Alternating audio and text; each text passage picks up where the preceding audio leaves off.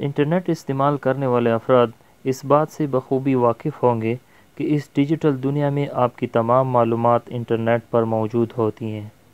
محدود معلومات تک سب کو رسائی حاصل ہوتی ہیں، لیکن کچھ ایسی معلومات اور ڈیٹا بھی ہوتا ہے جو انتہائی حساس اور قیمتی ہوتا ہے، جیسے کہ آپ کے اکاؤنٹ کی معلومات، آپ کی سرچ ہسٹری اور آپ کے پاسورڈ۔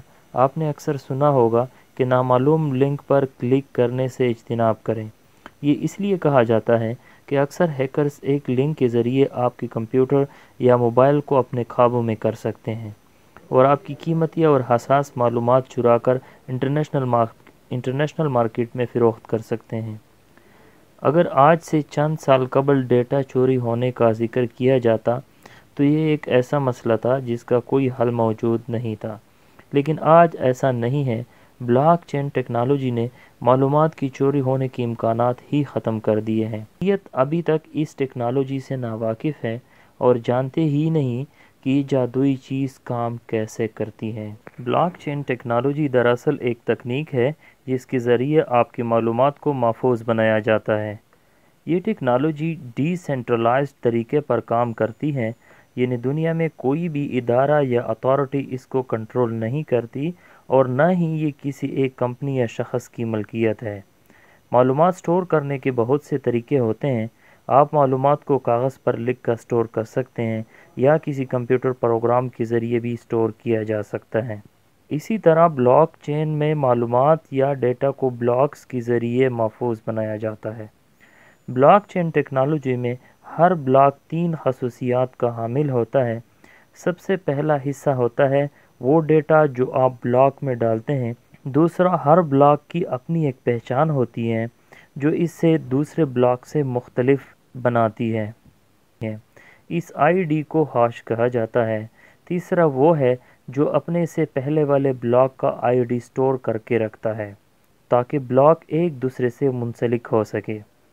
اگر ایک بلاک میں موجود کسی بھی انفارمیشن کو چوری یا تبدیل کرنے کی کوشش کی جائے تو اس کی آئی ڈی یعنی ہیش تبدیل ہو جائے گی اور اس کے بعد اس بلاک سے منسلک بلاک کی آئی ڈی بھی تبدیل ہو جائے گی، اور یہ ایک چین ری ایکشن کی طرح کام کرتا ہوگا۔ اس لیے بلاک چین میں سے کسی بھی قسم کی معلومات کو چوری کرنا مشکل ہی نہیں بلکہ ناممکن ہے۔ ایک اور چیز جو اس ٹیکنالوجی کو محفوظ ترین بناتی ہے وہ ہے اس کا ڈی سینٹرلائز ہونا۔ بلاک چین کسی ایک کمپیوٹر کے ذریعے کام نہیں کرتی بلکہ یہ بہت سے کمپیوٹر سے ایک نیٹ ورک میں موجود ہوتی ہیں۔ دنیا بھر کی جتنے بھی لوگوں نے بلاک چین میں حصہ لیا ہوا ہوتا ہے، ان سب کے کمپیوٹر میں بلاک چین کی ایک کاپی موجود ہوتی ہیں۔ جو لوگ یہ کام کرتے ہیں اور بلاک چین کو چلاتے ہیں انہیں نوڈز کہا جاتا ہے۔ ان نوڈز میں مائنرز بھی شامل ہوتے ہیں۔ جب بھی بلاک چین میں کوئی نئی معلومات ڈالی جاتی ہے تو یہ مائنرز اس کی تصدیق کرتے ہیں کہ معلومات کا اندراج صحیح انداز میں ہوا ہے، کسی قسم کی ٹیمپرنگ تو نہیں ہوئی ہے۔ اسی طرح سے اس بلاک چین میں موجود کوئی بھی کمپیوٹر یہ دیکھ سکتا ہے کہ بلاک چین میں کون کون سی معلومات کا اندراج کیا گیا ہے۔ اس سارے کام کے لیے کسی ادارے، کمپنی یا تھرڈ پارٹی کی ضرورت نہیں ہوتی۔